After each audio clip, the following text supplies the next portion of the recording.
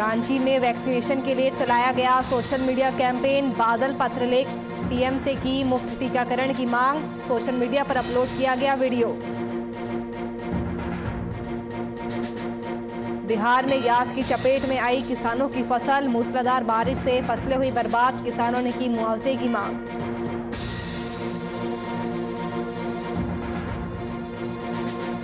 बिहार में लॉकडाउन को लेकर प्रशासन हुआ सख्त। नियमों का उल्लंघन करने वालों से कराया उठक बैठक। लोगों से की नियमों का पालन करने की अपील।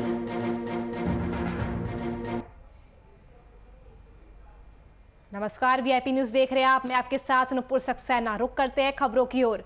कांग्रेस के तत्वाधान में speak up for free universal vaccination social media campaign चलाया जा रहा है और social media platforms WhatsApp, Facebook, Twitter, Instagram पर वीडियो अपलोड कर प्रधानमंत्री से मुफ्त यूनिवर्सल टीकाकरण सुनिश्चित करने की मांग की गई है। इसी कड़ी में राजधानी रांची के बाबू वाटिका के पास वैक्सीनेशन समिति के चेयरमैन और कृषि मंत्री बादल पत्रलेख फेसबुक लाइव के जरिए जुड़कर प्रधानमंत्री से फ्री वैक्सीनेशन की उन्होंने मांग की है।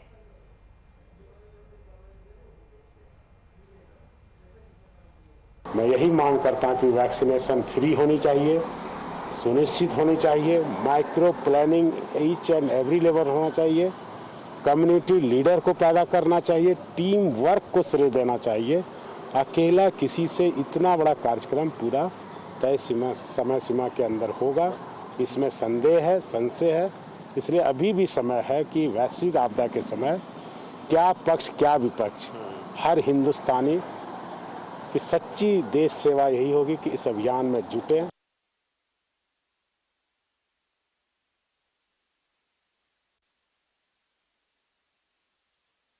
तो अभियान चलाया जा रहा है फ्री वैक्सीनेशन के लिए, क्या रिस्पांस मिल रहा है इस अभियान को? हेलो, आप सुन पा रहे हैं मुझे? जी बिल्कुल। देखिए नुपुर, क्योंकि जिस तरीका से महामारी के दौर में कल ही मुख्यमंत्री हेमंत सोरेन ने भारत के प्रधानमंत्री नरेंद्र मोदी को एक पत्र लिखा है और कह सकते हैं ये पूरा पत्र वैक्सीन पॉलिसी पे आधारित है, क्योंकि जिस तरीका से केंद्र सरकार की तरफ से ये कहा गया है कि झारखंड के और कह सकते हैं सभी राज्यों में वैक्सीन जो है राज्य सरकार को खुद खरीदनी पड़ेगी और खुद जाकर जो भी वैक्सीन के निर्माता हैं उनसे डायरेक्ट कांटेक्ट करना पड़ेगा, तभी उनसे वैक्सीन मिल पाएगी। और जिस तरीका से मुख्यमंत्री हेमंत सोरेन का कहना है और सत्ताधारी पार्टी, क्योंकि झारखंड में गठबंधन की सरकार है, कांग्रेस की एक अहम भूमिका है और कांग्रेस आज कह सकते एक वर्चुअल कैंपेन चला रहा है जिससे केंद्र सरकार को जगाने का प्रयास किया जा रहा है कि प्रधानमंत्री नरेंद्र मोदी की तरफ से सभी राज्यों को मुफ्त में वैक्सीन दिया जाए। इसी कड़ी में जिस तरीका से झारखंड के कृषि मंत्री बादल पत्रलेख, झारखंड के वित्त मंत्री डॉक्टर रामेश्वर उरांव, ऐसे कई बड़े हस्तियां हैं जो इस वर्चुअल कैंपेन में शामिल हैं और साथ ही साथ सोशल मीडिया पे जो कैंपेन चलाया जा रहा है तो कहीं ना कहीं राज्यवासियों के हित के लिए चलाया जा रहा है, क्योंकि मुख्यमंत्री हेमंत सोरेन ने साफ तौर पे उस पत्र में लिखा था कि अगर राज्य सरकार अपने आप वैक्सीन खरीदती है तो प्रति वित्तीय वर्ष में 1000 करोड़ का नुकसान झारखंड सरकार को सहना पड़ेगा। और क्योंकि जिस तरीका से महामारी के दौर में नुपुर पूरे देश की, पूरे राज्य की अर्थव्यवस्था में गिरावट आई थी, तो कहीं ना कहीं केंद्र सरकार को इस पे अब सोचने की लेकिन बड़ा सवाल यहाँ पे ये उठता है कि एक तरफ कांग्रेस फ्री वैक्सीनेशन की मांग कर रही है तो भाई दूसरी तरफ कांग्रेस शासित राज्य राजस्थान में वैक्सीन डस्टबिन में पाई जाती है। बिल्कुल, ये कह सकते हैं विभिन्न राज्यों की विभिन्न परिस्थितियां हैं और विभिन्न राज्यों में विभिन्न प्रकार के संक्रमित मरीज पाए जा रहे हैं। हालांकि झारखंड में कोरोना पर काबू पा लिया गया, लेकिन अभी तक ऐसे भी व्यक्ति हैं जिन्होंने वैक्सीन नहीं लिया है। मुख्यतः यह कैंपेन की अगर बात करें तो कांग्रेस ये लगातार कह रही है और मुख्यमंत्री हेमंत सोरेन की नेतृत्व वाली सरकार, गठबंधन की सरकार से ये कहा जा रहा है कि 18 प्लस से और 44 वर्ष से नीचे के लोगों को वैक्सीनेशन नहीं देने का कारण है क्योंकि झारखंड में पर्याप्त मात्रा में वैक्सीन नहीं है और इसीलिए वो केंद्र सरकार से सहायता मांग रहे हैं और केंद्र सरकार को कहीं ना कहीं जगाने का प्रयास किया जा रहा है।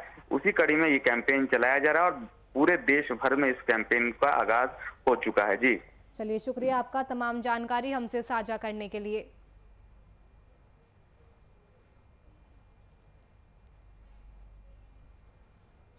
एक तरफ मुख्यमंत्री हेमंत सोरेन ने पीएम को पत्र लिखकर कोरोना वैक्सीन फ्री में उपलब्ध करवाने की मांग की है, तो वहीं कांग्रेस ने बाबूलाल मरांडी को केंद्र से बात करने की सलाह दी है।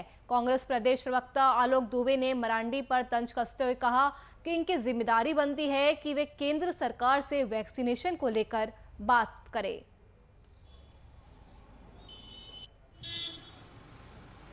देखिए, इस देश में जितनी भी महामारियां हुई हैं उसके टीके बने हैं तो केंद्र सरकार ने हमेशा पूरे देश को निःशुल्क टीका उपलब्ध कराया।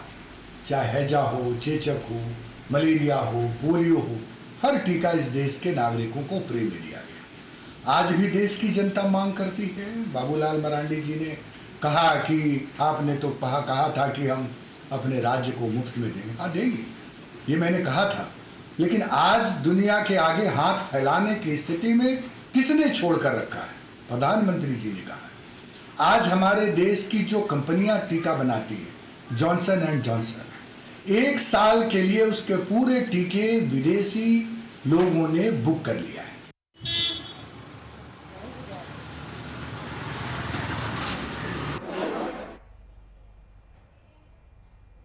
वैक्सीन की कमी और रोजगार के मुद्दे को लेकर कांग्रेस द्वारा केंद्र सरकार को घेरने की कवायद पर बिहार प्रदेश बीजेपी ने जोरदार पलटवार किया है।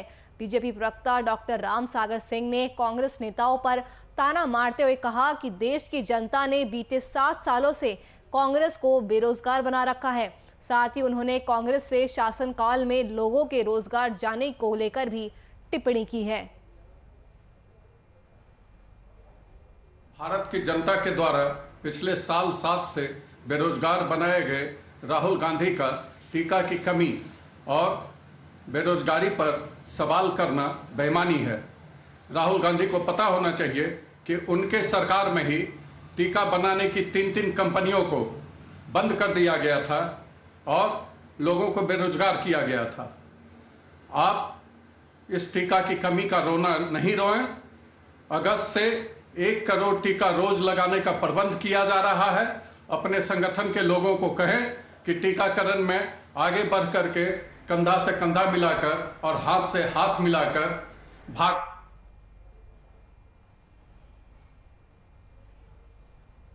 बिहार में लॉकडाउन का पालन करवाने को लेकर पुलिस प्रशासन तमाम उपाय अपना रही है।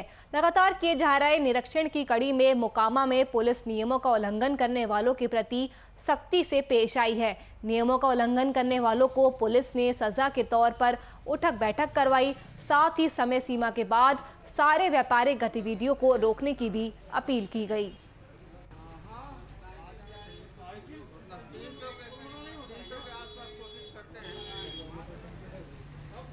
ये जो है 2 से लेकर 8 तारीख तक जो लॉकडाउन लगाया गया है, जिसमें कुछ गाइडलाइन में परिवर्तन किया गया है।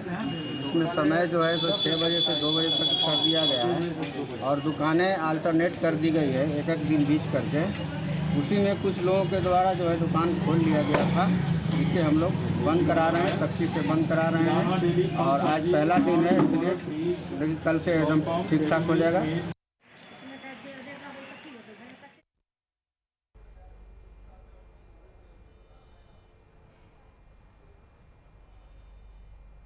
मुजफ्फरपुर नरकटियागंज रेलखंड पर पसौनी खेम गांव में ग्रामीणों ने अंडरपास निर्माण के खिलाफ पटरियों पर प्रदर्शन किया।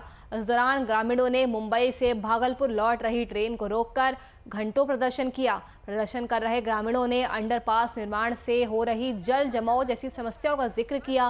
ग्रामीणों ने अंडरपास निर्माण कार्य को रोककर लेवल क्रॉसिंग बनाने की मांग की है। अधिकारियों द्वारा काफी देर तक समझाने बुझाने के बाद ग्रामीणों ने प्रदर्शन खत्म कर दिया।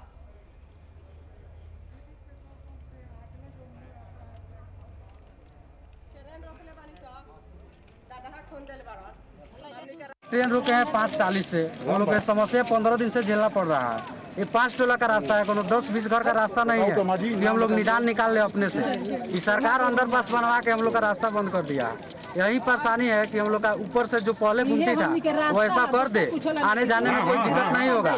हम लोग ट्रेन छोड़ देंगे। जब तक हम लोग का निदान नहीं निकलेगा तब तक हम लोग रास्ता छोड़ने वाले नहीं है। दिक्कत वही है कि पुल खोल दिलन, रास्ता हमनी के मुंह दिले बारन, ओवर ब्रिज बना दे हमनी के चलेला, गाड़ी घोड़ा रुक जाता थे, पैदल आदमी रुक जाता, माल जाल रुक जाता, रोड रखा तो आदमी लाइन पर लड़का सजन गरीब बुढ़वा आदमी आत रखा मैदान करे घूमत रखा अपन प्राण के रक्षा देत रखा। अभी खून डाल बताने के सब रहता मुनागा तो हमके के माया हम समझाएम सब छाती भर पानी आ जाला, छाती भर 6 फीट पानी आ जाला के सरे में। आ सरकार बढ़िया आदमी के सब कुछ देला।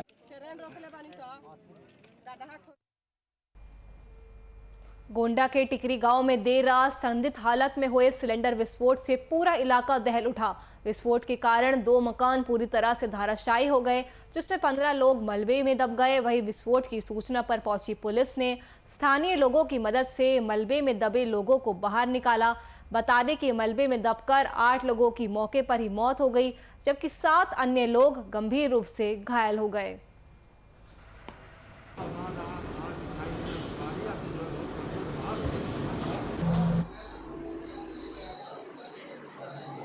पी के सोई गए, बाटला फट गया कि का हुई गो अल्लाह दे जाने। कितने लोग घायल हुए और कहाँ आए हो? साहब अब 3 लोग तो लेके आई के मेमू घायल है। और लोग भी हैं? और लोग तो सही है साहब, वही हॉस्पिटल में। कहाँ पे? नवाबगंज। कोई हताहत भी हुई है? बस साहब हमें कुछ पता नहीं, हमें नहीं बच्चन का लेके भाग गया है।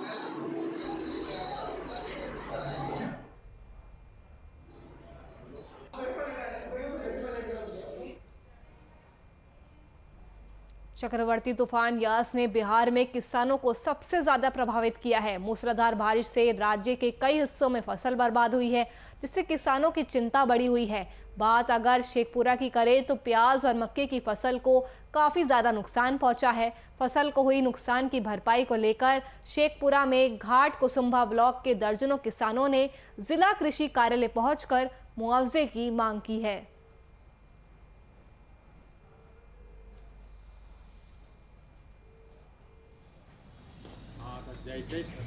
जैसे वहाँ लगातार जो यस तूफान आया था, लगातार 4-5 दिन बारिश हुई है।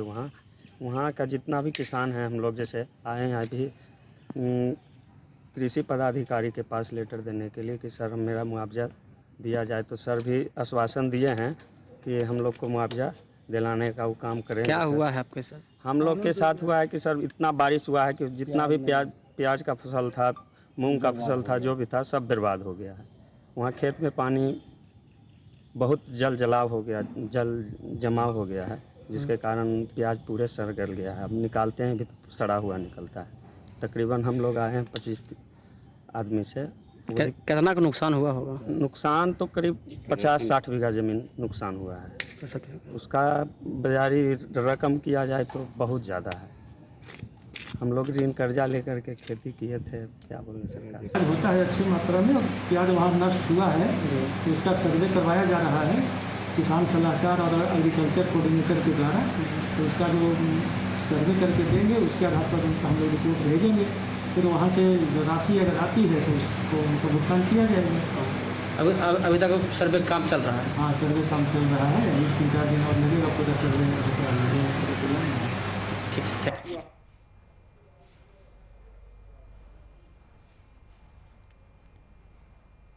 बेगूसराय के सिमरिया गंगा घाट में पुल निर्माण के दौरान एक क्रेन मशीन के डूबने का वीडियो तेजी से वायरल हो रहा है। चकिया थाना क्षेत्र के सिमरिया गंगा नदी में 6 लेन का पुल का निर्माण कार्य चल रहा था।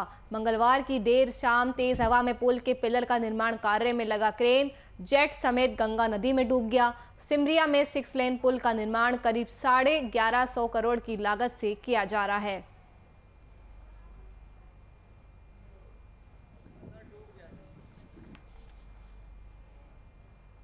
मेरठ में कोरोना की तीसरी लहर से निपटने के लिए लगातार कोशिशें की जा रही है और इसी के चलते मेरठ के मेडिकल अस्पताल में 50 बेड के स्पेशल वार्ड की व्यवस्था की गई है, जिसमें वेंटिलेटर, ऑक्सीजन की पूर्ण व्यवस्था रहेगी। वहीं कई केंद्रों पर 10 बेड की व्यवस्थाएं की जा रही है। इस संबंध में यूपी के मुख्यमंत्री का कहना है कि तीसरी लहर से बच्चों को बचाना है, जिसे लेकर स्वास्थ्य विभाग की टीम पहले से ही मुस्तैद हो चुकी है। साथ ही मेरठ के अंदर 2 कोरोना पॉजिटिव बच्चे अस्पतालों में भर्ती हुए, जिसमें 3 दिन पहले एक की मौत हो चुकी है। तीसरी लहर को मद्देनजर रखते हुए हमारे CHCs और PHCs आदि को अपग्रेड किया जा रहा है। ऑक्सीजन की सप्लाई हर जगह सुनिश्चित की जा रही है। जिला अस्पताल महिला, जिला अस्पताल पुरुष के अंदर पीडियाट्रिक ICU के 10-10 बेड, जिला मेडिकल कॉलेज के अंदर 50 बेड पीडियाट्रिक ICU।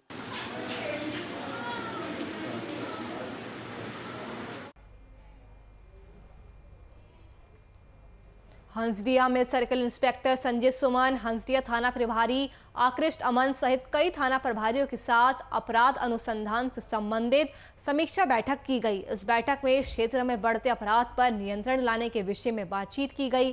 साथ ही अधिकारियों को कई दिशा निर्देश भी दिए गए।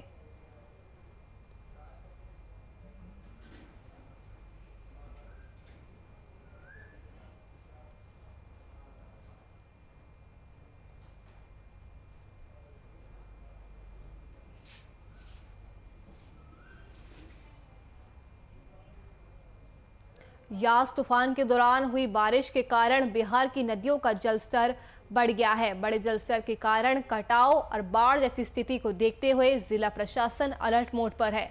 मुंगेर के DM ने प्रशासन की ओर से किए जा रहे कटाव रोधी कार्यों का निरीक्षण किया। साथ ही उन्होंने जल संसाधन विभाग के आपदा प्रबंधन टीम के कार्यकर्ताओं को कार्य संबंधी कई दिशा निर्देश दिए।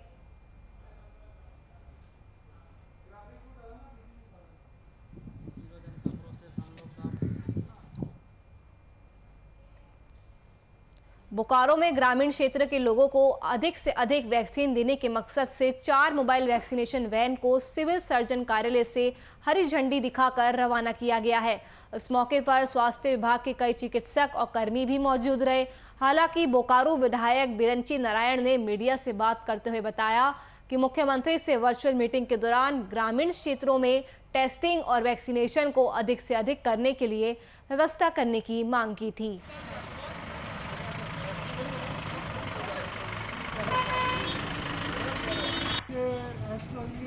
आएगी तो अभी ग्रेजुअली सभी जगह, क्योंकि हमें जैसा अनुभव हो रहा है कि जो देहाती क्षेत्र है या जहां लोग पढ़े लिखे नहीं हैं, उनको मोबाइल में स्मार्ट मोबाइल को ऑपरेट करने में दिक्कत होती है, तो वो रजिस्ट्रेशन नहीं करा सकते हैं और इसीलिए मेरा वैक्सीनेशन का प्रोग्रेस बहुत अच्छा नहीं हो रहा था। तो ये स्टेट गवर्नमेंट से आया निर्देश कि सभी जगह मोबाइल वैन ऐसे इंटीरियर एरिया में जरूर भेजा जाए। कॉन्फ्रेंसिंग के माध्यम से जब मुख्यमंत्री से विधायकों का संवाद हो रहा था तो मैंने उनका ध्यान आकृष्ट कराते हुए उनसे आग्रह किया था कि मेरे बोकारो विधानसभा क्षेत्र में विशेष करके जो विस्थापित क्षेत्र हैं और जो ग्रामीण क्षेत्र है वहाँ आज भी आवागमन का काफ़ी संकट है और माननीय मुख्यमंत्री जी अगर आप मोबाइल वैक्सीनेशन वैन अगर आप निकलवा दें, मोबाइल अगर टेस्टिंग वैन निकलवा दें तो इससे बहुत सुविधा होगी। और मुझे अच्छा लग रहा है कि आज मोबाइल वैन यहाँ से निकला है।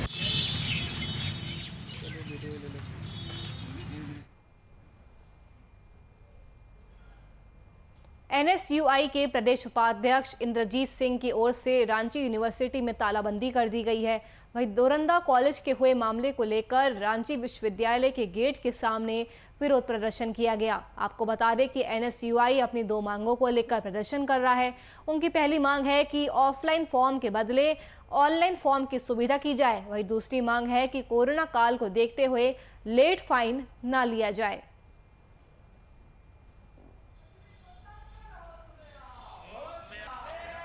मामला है ये, कल कॉलेज की तरफ से नोटिफिकेशन दिया गया कि लोग को फॉर्म भरना है। इस कोरोना काल में जो पूरे झारखंड में हर जिले में छात्र रहते हैं, कोई बोकारो है, धनबाद है, दूर दूर जिलों में रहते हैं, कल वो लोग किसी तरह कॉलेज पहुंचे फॉर्म भरने के लिए, तो कॉलेज में फॉर्म भरने के नाम पे उन लोगों से लेट फीस का फाइन मांगा जा रहा है प्रत्येक स्टूडेंट से। अब ये बताइए कि इस कोरोना काल में एक तो सब यहाँ फीस देने में असमर्थ है और आप ऊपर से यहाँ पे फाइन मांग रहे हैं, कहाँ से ये जायज़ है? हम लोग 2 मांगों को लेकर कल भी कॉलेज में प्रदर्शन किए थे। हम लोगों ने बोला था कि ऑफलाइन मोड के को कैंसिल करके यहाँ पे ऑनलाइन फीस जमा करने की सुविधा दी जाए।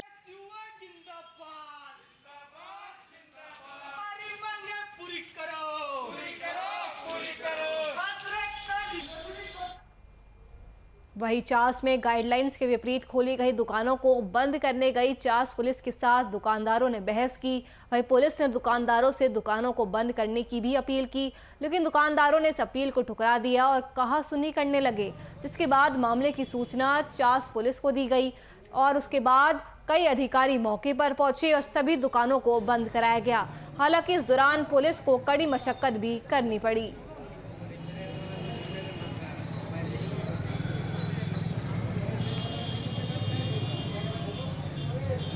प्रशासन और दुकानदार के बीच का कोई मामला नहीं था। सारे दुकानदार लोग गलतफहमी में दुकान खोल दिए थे।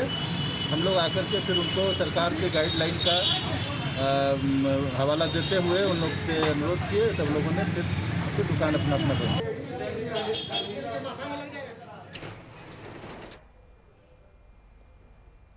वहीं आम के लिए मशहूर मुंगेर में इस बार फिर मालदा आम की अच्छी फसल देखने को मिल रही है।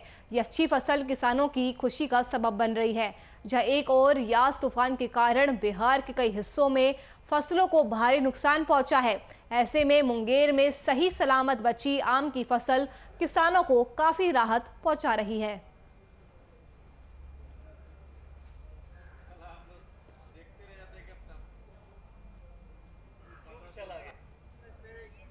ये है मालदा आम की कि ये पहाड़ी इलाका है, लाल मिट्टी है, इस वजह से यहाँ का जो मालदा आम खास तौर पे होता है, पूरे भारत में बहुत ऐसा स्टेट है जहाँ जाता है। बहुत मीठा आम है और इसका गुत्थी जो होता है पतला होता है, इसमें रस होता है, ज़्यादा रसीला आम होता है, सन नहीं होता है, जिससे मान लीजिए आम का जो डिमांड होता है, बहुत जगह मालदा आम का डिमांड होता है। आम बहुत फेमस है और यहाँ की मिट्टी जो है लाल मिट्टी के वजह से बहुत रसीले आम होते हैं।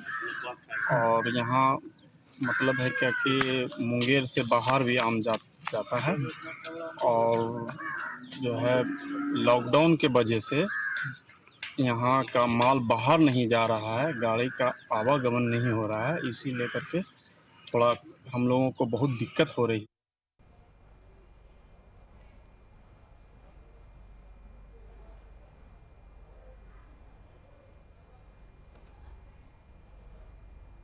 दुमका पुलिस ने गुप्त सूचना के आधार पर पाटरपुर गांव से एक फर्जी सीबीआई ऑफिसर को गिरफ्तार किया है। बता दें कि पुलिस की गिरफ्त में आए व्यक्ति ने सीबीआई ऑफिसर बनकर कई लोगों को नौकरी देने के नाम पर लगभग 1.5 लाख रुपए की ठगी की थी। इसकी सूचना ग्रामीणों ने पुलिस को दी और उसके बाद पुलिस की ओर से छानबीन के दौरान फर्जी सीबीआई ऑफिसर बने व्यक्ति की गिरफ्तारी की गई। वहीं आरोपी के पास से पुलिस का लोगो लगी एक स्कूटी सहित प्रेस आईडी कार्ड, आधार कार्ड समेत कई सामान भी बरामद किए गए हैं।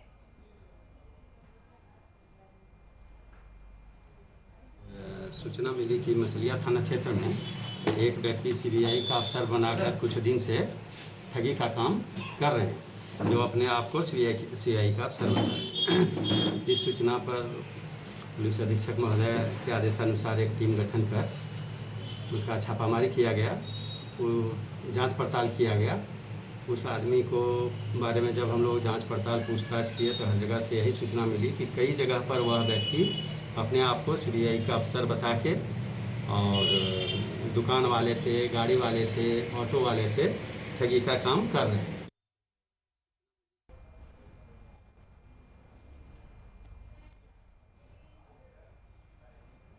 चंदौली के बलुआ थाने में भादवी से संबंधित अपहरण होम्योपैथिक चिकित्सक की सकुशल बरामदी की गई, जिसके बाद आपको बता दें कि अपहरणकर्ताओं की गिरफ्तारी हेतु लगातार साक्ष्य और अभिसूचना संकलन के दौरान मिली अहम जानकारी के आधार पर चंदौली पुलिस के कई थानों की संयुक्त टीम की तरफ से अलीन गरस में कार सवार बदमाशों की घेराबंदी की गई, जिस पर उनकी तरफ से पुलिस टीम पर फायर भी की गई। वहीं पुलिस की तरफ से आत्मरक्षा में जवाबी फायरिंग के दौरान बदमाश पकड़े गए। साथ ही फिरौती की कुल 40,50,000 रकम को भी बरामद किया गया है।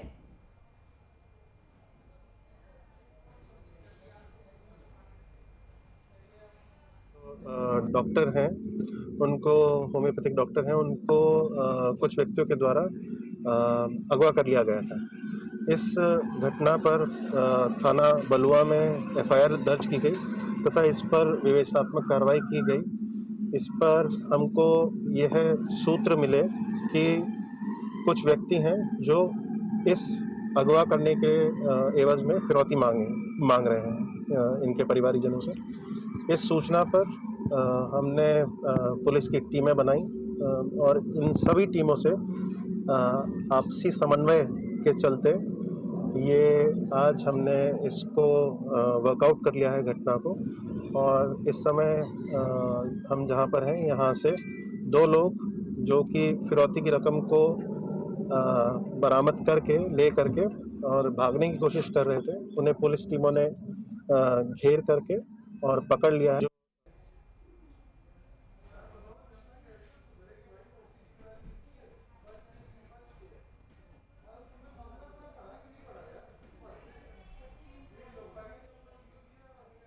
चलिए फिलहाल के लिए इस बुलेटिन में इतना ही। देश और दुनिया की तमाम खबरों के लिए आप देखते रहिए VIP न्यूज़।